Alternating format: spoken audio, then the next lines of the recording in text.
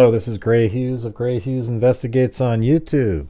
Please hit that like button, share, and subscribe.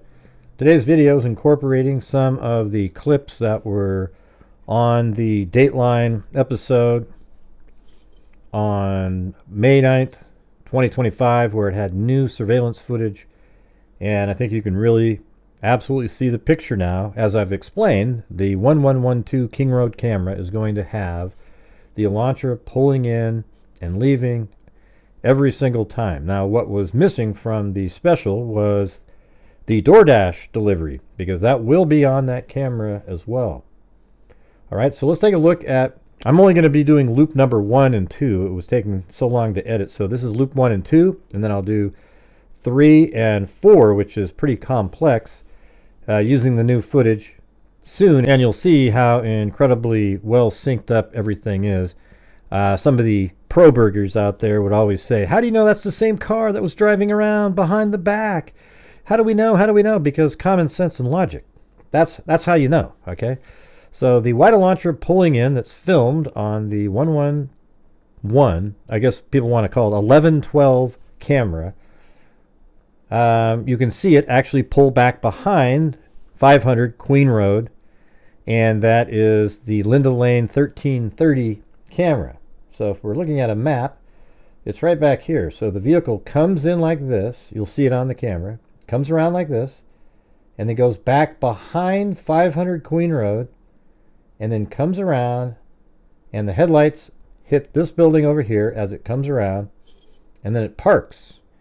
And you'll be able to see that it actually stops. The vehicle does park on the first 2 passes for a significant amount of time.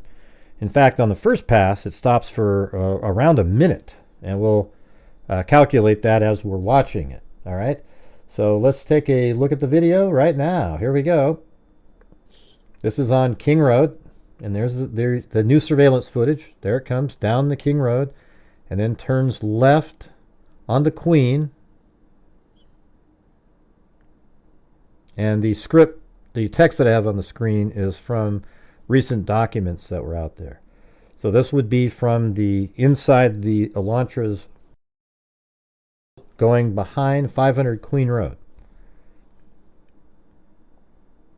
And if, as you see, I've synced up the clock on the full video and when it goes back behind here. So here is at 3:30:57, and here comes the vehicle around.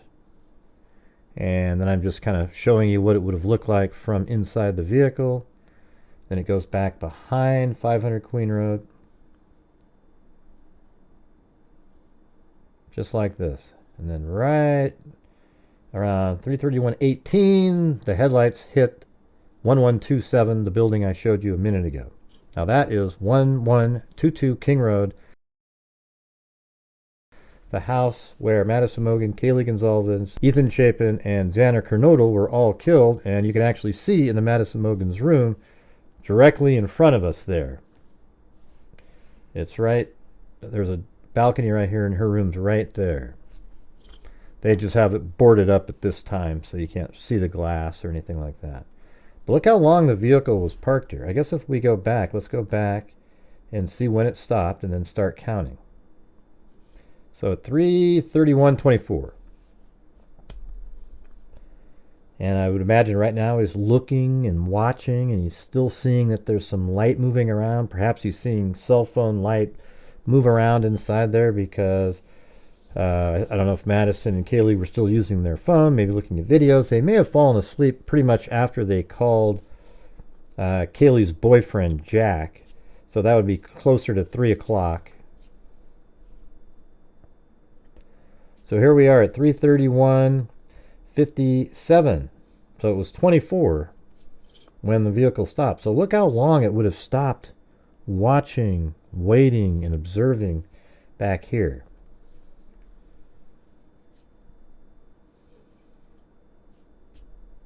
So we're getting close to a minute. So about 50 seconds, but I had it move a little bit. And watch this, I turn off the lights even. Look how dark it is. And you turn off those lights. It's crazy. So it's already been over a minute. So 30, 31, 32, 33. So if you think about it, the vehicle's been there right now for almost a minute. At 44, it'll be a minute 20. So basically a minute 20, it stopped there. And then look, it drives away. And then the Elantra turns left onto Queen.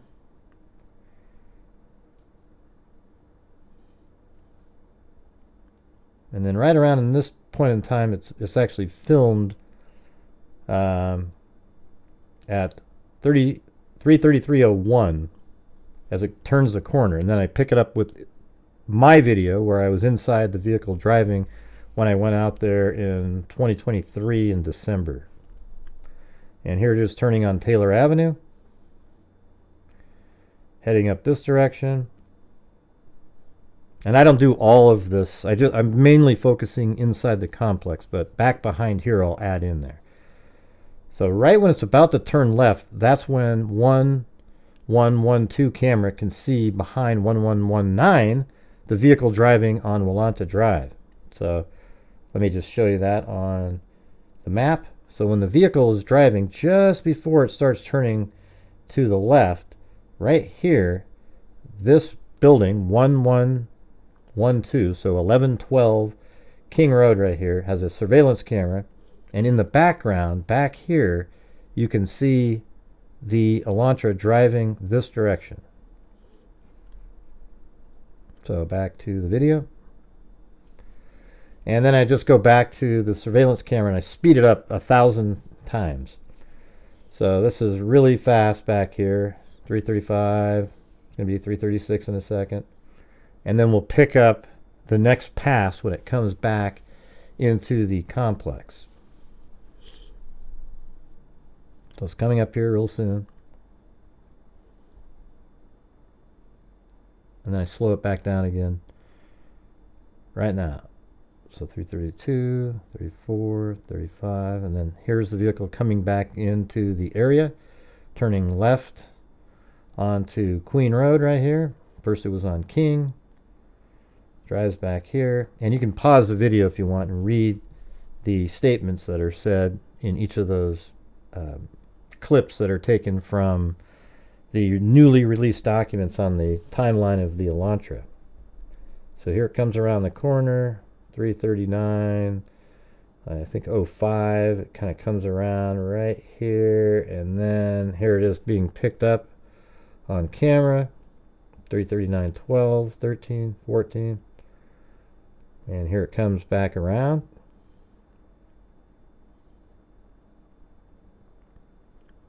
And then the vehicle drives back behind 500 Queen Road.